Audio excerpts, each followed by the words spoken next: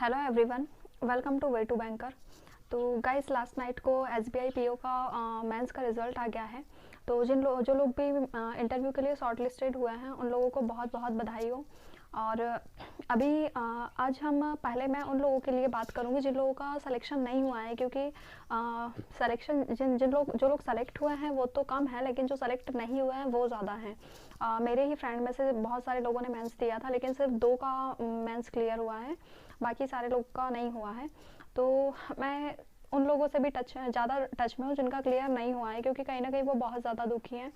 और SBI PO को लेके काफ़ी हम लोग का एक रहता है कि जब हम बैंक की प्रिपरेशन स्टार्ट करते हैं तो कि नहीं, निकालना है, ये करना है, क्योंकि हम उसको सबसे बड़ा एग्ज़ाम मानते हैं बैंकिंग का।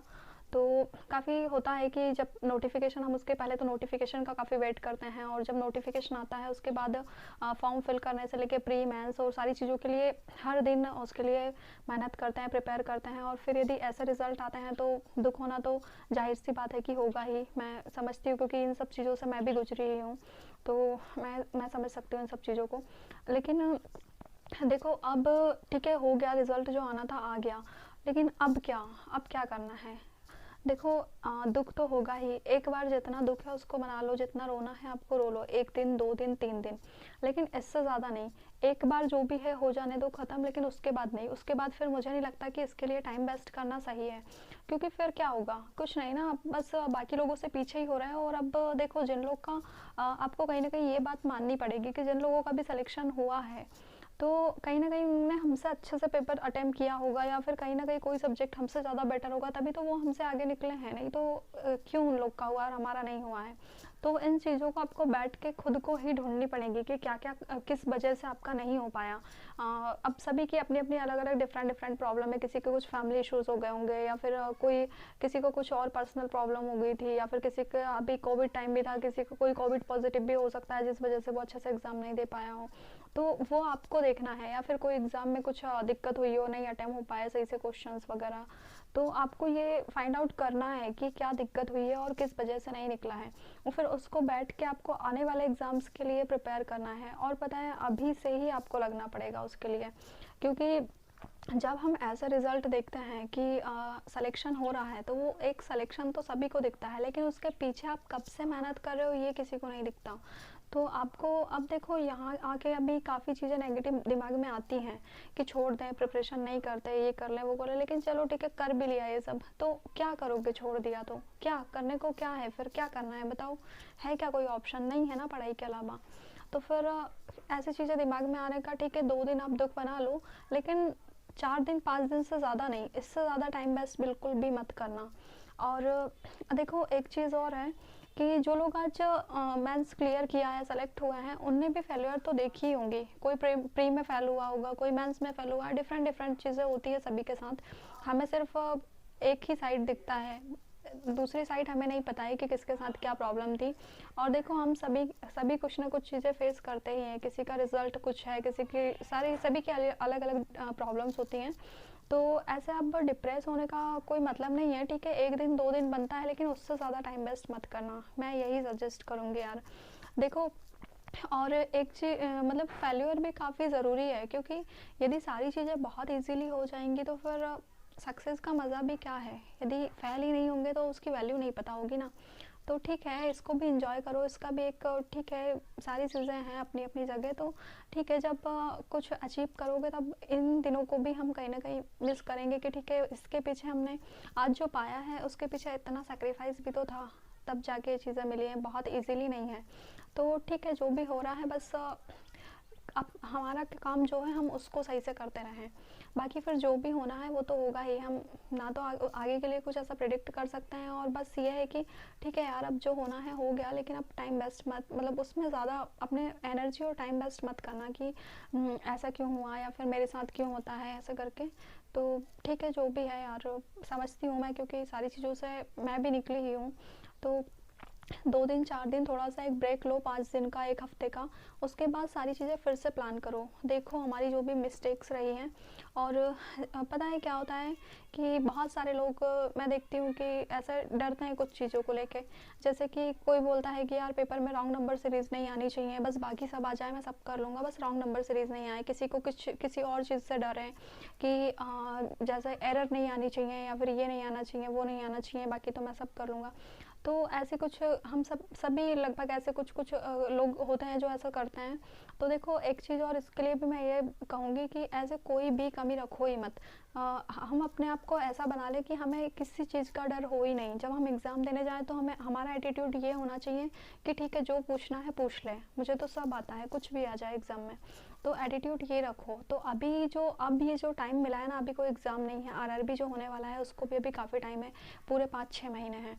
तो अभी जो टाइम है ये है ना, अब प्रिपरेशन का टाइम है।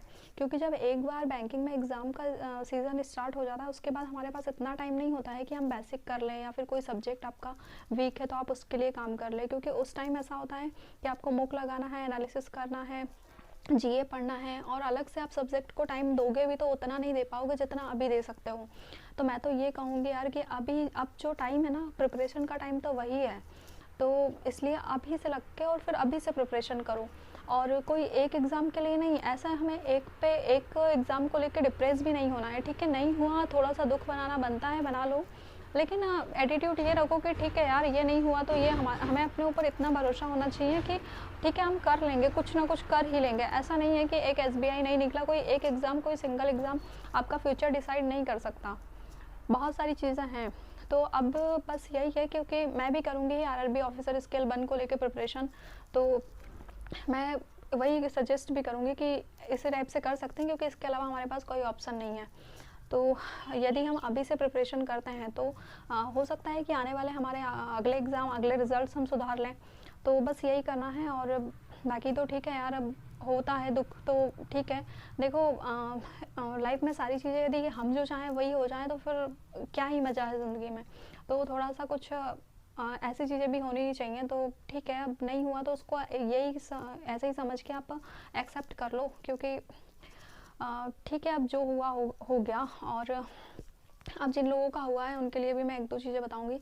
देखो काफ़ी लोग ये बोल रहे थे टेलीग्राम ग्रुप वगैरह में कि मैंने कम क्वेश्चन अटैम्प्ट किए थे तो मेरा तो कट ऑफ पे ही क्लियर हुआ होगा, मेंस ये वो वॉट।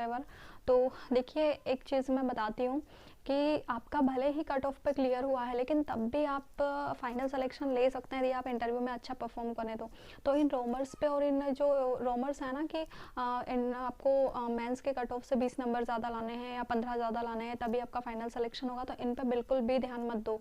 क्योंकि अभी जो टाइम है ना, इसमें आप बस इंटरव्यू के अच्छे से प्रिपरेशन करो। और इंटरव्यू में, मेंस में तो ये होता है कि हमें एक बहुत प्रॉपर प्रिपरेशन करनी होती है, लेकिन इंटरव्यू में प्रिपरेशन से कहीं ज़्यादा आपका प्रेजेंटेशन मैटर करता है। आपने प्रिपरेशन कितनी की है ये मैटर नहीं करता है, लेकिन आप प्रेजेंट कैसा कर रहे हो ये बहुत ज़्यादा मैटर करता है। तो आपको बस अपनी चीज़ें रखना आना चाहिए सही से इंटरव्यू के लिए। तो इसलिए है ना, यदि आपका एकदम कट ऑफ पे भी क्लियर हुआ है तो भी आप पॉसिबिलिटी है कि आपका फाइनल सिलेक्शन हो जाएगा। तो यार इंटरव्यू के अच्छे से प्रिपरेशन करो, और कुछ क्वेश्चन वगैरह होंगे इंटरव्यू के रिगार्डिंग तो मुझसे पूछ लेना, मैं उनका जितना मुझे पता है उस बेस पे बताने की ट्राई करूँगी। और दूसरी चीज़, मैंने आरआरबी के टाइम पे भी कुछ इंटरव्यू से रिलेटेड वीडियोज़ बनाए थे, यदि आप चाहें तो वो देख लेना। मेरा जो इंटरव्यू था उसके बेस पे, और फिर जो भी मुझे लग रहा था वो मैंने बनाए थे। तो आरआरबी और एसबीआई दोनों का इंटरव्यू हालांकि थोड़ा अलग है, लेकिन फिर भी उनमें से बहुत सारी चीज़ें आपको मिल जाएंगी जो आपके काम की होंगी। और एक चीज़ और बता रही थी मैं, आप में से काफ़ी लोग इंग्लिश को लेके कमेंट कर रहे थे कि इंग्लिश को कैसे करना है, इंग्लिश वीक है। तो उसके लिए भी मैं आज या कल में एक वीडियो बना दूंगी, आप वो देख लेना। और इंग्लिश के अलावा हाँ, आरआरबी को लेके भी काफ़ी लोग पूछ रहे थे कि हिंदी अटैम्प्ट करना और इंग्लिश अटैम्प्ट करना, और हिंदी की प्रिपरेशन कैसे करनी है। तो सॉरी यार, मुझे थोड़ा सा टाइम दो, बस 1 या 2 दिन में उसके लिए भी सारी चीज़ें क्लियर कर दूँगी। क्योंकि एक बार मैंने आरआरबी हिंदी से ही क्लियर किया है, हिंदी मैंने अटैम्प्ट किया था और मेरा क्लियर हुआ था, मेंस से इंटरव्यू दिया था मैंने।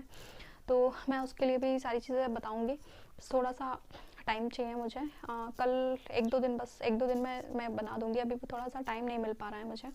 और बाकी देखो जिन लोगों का नहीं निकला है या जो भी है, तो हम लोग करते हैं उनकी प्रिपरेशन आगे वाले एग्ज़ाम्स की। तो प्रिपरेशन का टाइम अब जो है अपने आप को सही बनाने का, वो अभी ही है।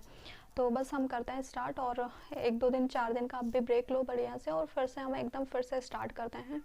तो बाकी जो भी होना है ठीक है, हमारे हाथ में जो है हम वो करते हैं।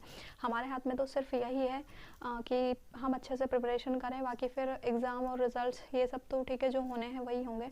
लेकिन बस हम अपने आप साइड से कोई भी कमी नहीं छोड़ें, जो मुझे सही लगता है वो यही है।